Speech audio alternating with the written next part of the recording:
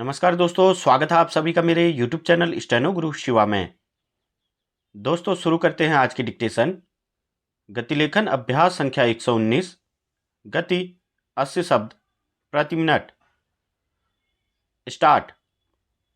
भारतीय reserve bank द्वारा repo दर में करीब 5 वर्ष पहले 40 आधार अंक की कटौती की गई थी, जिससे ब्याज दर 4% पर पहुंच गई थी, मगर बढ़ती महंगाई पर काबू पाने के मकसद से 3 वर्ष पहले थोड़े थोड़े अंतराल पर 5 बार 25-25 आधार अंकों की बढ़ोतरी की गई, जिससे ब्याज दर 6.5% पर पहुंच गई।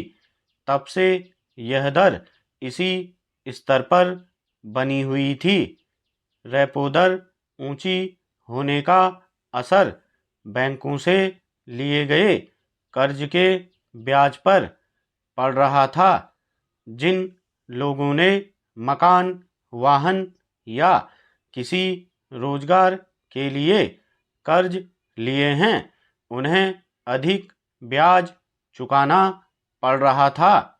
इसलिए मांग की जा रही थी कि रेपो दर में कटौती की जाए, मगर रिजर्व बैंक इस दिशा में कदम बढ़ाने से इसलिए हिचक रहा था कि महंगाई पर काबू पाना चुनौती बना हुआ था।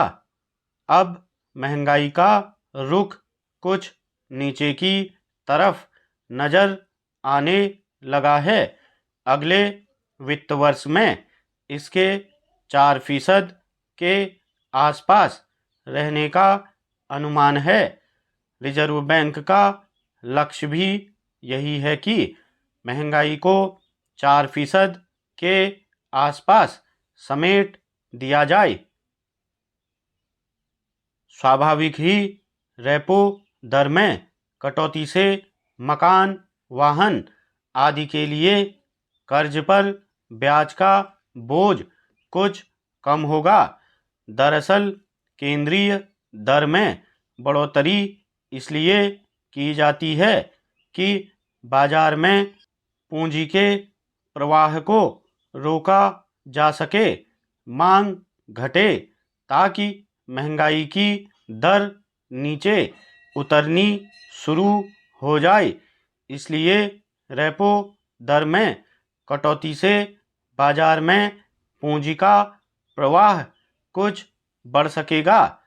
इस तरह मांग भी कुछ बढ़ेगी, मगर देखने की बात है कि केवल 25 आधार अंक की कटौती से बाजार में छाई सुस्ती कितनी टूट पाएगी।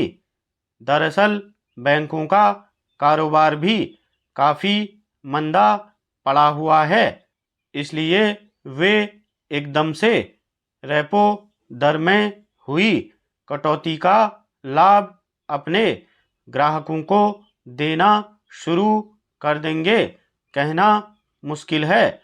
सबसे चिंता की बात पिछले कुछ समय से विनिर्माण क्षेत्र में गिरावट बनी हुई थी।